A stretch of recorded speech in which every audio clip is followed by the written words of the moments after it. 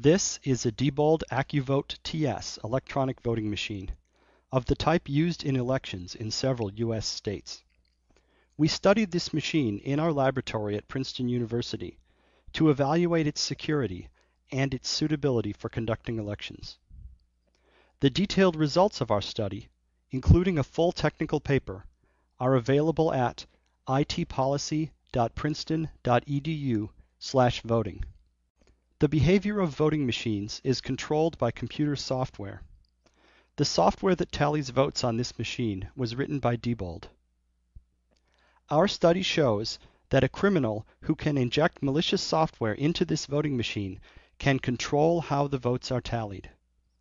His malicious software can steal votes, and it can cover its tracks so that the theft cannot be detected.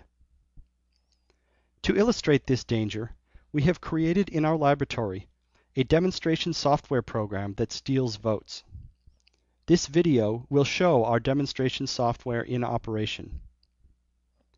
We will also show how a criminal can inject malicious software into a voting machine, and how he can create a computer virus that spreads itself between voting machines, injecting malicious software on every machine it infects. We will now show how to steal votes in a simulated election. On the morning of Election Day, the voting machine awaits instructions. The machine appears to be functioning normally, but unbeknownst to any observer, it contains malicious software that will steal votes. The machine greets the election workers normally. At this point, the election worker can perform so-called logic and accuracy tests that are supposed to determine whether the machine is functioning correctly. Logic and accuracy testing is essentially a pretend election. The worker casts pretend ballots, and then the machine counts the pretend votes. The election worker makes sure that the pretend count is correct. Our vote-stealing software can tell that the worker is doing logic and accuracy testing, so this is not a real election. It allows the pretend votes to be counted correctly, so that the machine passes the test. Everything still looks normal. Now the election worker tells the machine to start the election. The machine prints out a paper tape showing that no votes have been recorded yet. The election has begun. The first voter approaches the machine to cast his vote. The election workers have given him a voter card, which will allow him to cast one vote. He inserts the voter card into the machine, and the machine presents him with a ballot. In this example election, there are two candidates for president, George Washington and Benedict Arnold. The voter chooses George Washington. The machine asks him to confirm his vote, and he does so. The machine ejects the voter card after marking it as used. That's one vote for George Washington. 4 more voters cast their votes. They vote for George Washington, Benedict Arnold, George Washington, and George Washington. The correct result for this election is George Washington 4 votes, Benedict Arnold 1 vote. Election day is now over. An election worker approaches the machine, inserts a supervisor card, and tells the machine to end the election. The machine prints out a paper tape announcing the results.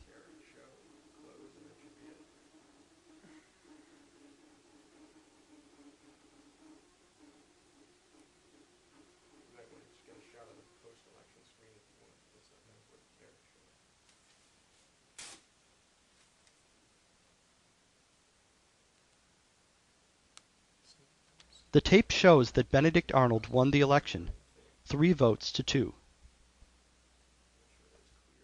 This result is incorrect. Malicious software stole votes from George Washington and gave them to Benedict Arnold. The voting machine recorded the election results on its internal memory and on a removable memory card. A poll worker opens the side of the machine and removes the memory card. The memory card, when examined by technicians, also shows that Benedict Arnold won the election 3 votes to 2. Every record kept by the voting machine shows the same fraudulent result: Arnold 3, Washington 2. How did this happen? The voting machine was running Diebold's election software, but it was also silently running our demonstration vote stealing software. And our software was able to steal votes without being detected. When the election ends, the vote stealing software can delete itself from the voting machine. No evidence remains that the machine was ever hijacked. No evidence remains that any votes were stolen. As far as anyone can tell, the election was conducted fairly. But the result is fraudulent. This vote-stealing attack requires injecting malicious software into the voting machine. Anyone who has access to a voting machine for a few minutes can install malicious code. Here is one way to do so. In advance, we prepare a memory card containing our malicious software. When we get a few minutes alone with the machine, we first open the side door. We can do this with a key. There are thousands of keys in circulation, and any hardware store will copy them. Even without a key, the lock is easily picked. One member of our team can consistently pick the lock in less than 10 seconds. Or we can simply remove a few screws and lift off the machine's cover.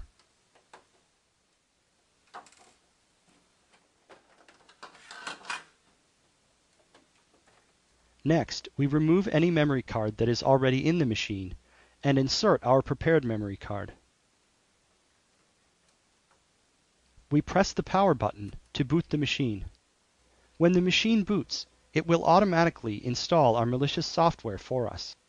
The machine makes a musical noise when it boots, but we can suppress this noise by inserting headphones into the machine. We remove our memory card, replace any card that was there before, and close the door. Our malicious code is now installed on the machine. The total elapsed time is less than 1 minute. Due to design flaws in the Diebold AccuVote TS voting machine, it is possible to construct a computer virus that infects these machines and spreads automatically from one machine to many others. To illustrate this, we have constructed a demonstration virus in our lab. The machines use removable memory cards to distribute software updates and store the results of elections. The memory cards function similarly to floppy disks or thumb drives on ordinary PCs. Memory cards act as carriers for the virus. When a memory card is inserted into an infected machine, the machine copies the virus onto that memory card. If the memory card is removed and later put into another machine, the virus spreads from the memory card to the new machine. In this way, the virus can spread from one infected machine to an entire population of machines. The virus can carry with it a malicious payload program that is installed on every infected machine. For example, our demonstration virus carries our vote-stealing software, so that every machine that catches the virus will steal votes. A criminal could use this kind of virus to install malicious software on many voting machines, even if he has access to only a few machines, or even only one. By planting a virus far enough in advance, he can ensure that a significant number of machines will steal votes on election day. These problems, taken together, pose a very serious threat to the security of the elections conducted on Diebold AccuVote TS voting machines. We urge public officials to address these issues promptly. More details, including a full technical paper containing a more complete security analysis and a discussion of mitigation strategies, can be found on our website at itpolicy.princeton.edu